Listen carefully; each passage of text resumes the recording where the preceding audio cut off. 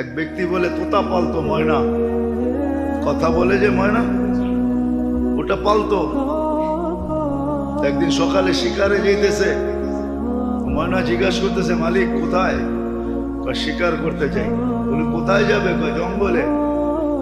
শোনো আমার একটা অনুরোধ, আমার বন্ধুদেরকে দেখলে আমার সালাম বলবে। বাগানে ঢুকেই দেখতেছে 8-10টা ময়না বসে আছে এক ঢালে। তো দেখা ওই নিজের ময়নার কথা মনে হচ্ছে, ওনা সালাম দিতে বলছে বন্ধুদেরকে, সম্বোধন করে বলতেছে তোমাদের মতো একটা তোতা আমার কাছেও আছে, সে তোমাদেরকে সালাম দিছে। তো বলতে দেরি 10-12টা ডালের থেকে ওই মুহূর্তে পুরা মরতে দেরি করে সাথে সাথে পড়ছে আর মরছে। তো 10টাকে নাইরা চেরা উঠা মনটা ভাঙা গেছে যে ওর সালামে এমন কি বিষ ছিল মিলানো যে বলতে দেরি মরতে দেরি হলো না, এক একটা কত দামি। তো ভাঙ্গা মন নিয়ে শিকার ছাড়াই বাড়িতে ফিরে আসছে। তো আসার পরে জিজ্ঞাসা করছে মালিক হাত খালি, শিকার কোথায়? তুই আর কথা বলিস না, তোর সালামে কি বিষ ছিল? বলে কেন?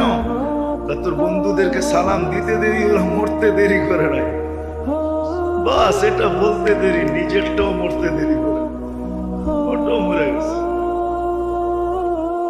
তো খাঁচা খুইলা সামনে রাইখা অনেকক্ষণ নাড়াচাড়া করে দেখছে, চোখের পানি ছড়ায়, মরে গেছে, এখন আর কি করা যায়। যখন উঠা অন্য মনস্ক হয়ে দাঁড়াইছে, তো তোতা উইরা চালের উপরে যায় বসা বসে, হাক্কা বাক্কা খায়া গেছে। এটা কি হইলো? তো মরা গেল, আবার জীবিত হয়ে উড়াল দিল কি করে? ওইখানে বসে বলতেছে মালিক আমার সালামে বিষ ছিল না, আমার বন্ধুরা আমাকে ফন্দি শিখায়া দিছে যে আমাদের মতো যদি বাগানে ঘুরতে চাস, ফুলের ডালে ডালে ঘুরতে চাস, আর বাগানে বাগানে ঘুরতে চাস, আর বহু জাতীয় ফল খাইতে চাস, মরার আগে একবার মরা যা। ওরা আমাকে ফন্দি শিখায়া দিছে, আল্লাহ আমাদেরকে ফন্দি শিখাইতেছে।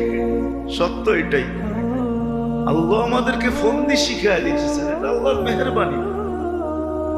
নাহলে কখন কি করণীয় এটা আল্লাহ শিখানোর দরকার ছিল। আবু হানিফা রহমতুল্লাহ আলাইহি তো এটাই বলে যে মানুষকে যে বিবেক দিছে আল্লাহ, আল্লাহর আর কিছু দরকার ছিল না। বিবেকের প্রতি হুকুম ডালা যথেষ্ট ছিল যে আমাকে বিবেকের মাধ্যমে তালাশ করে রাজি করে আসবে না, রসুল দরকার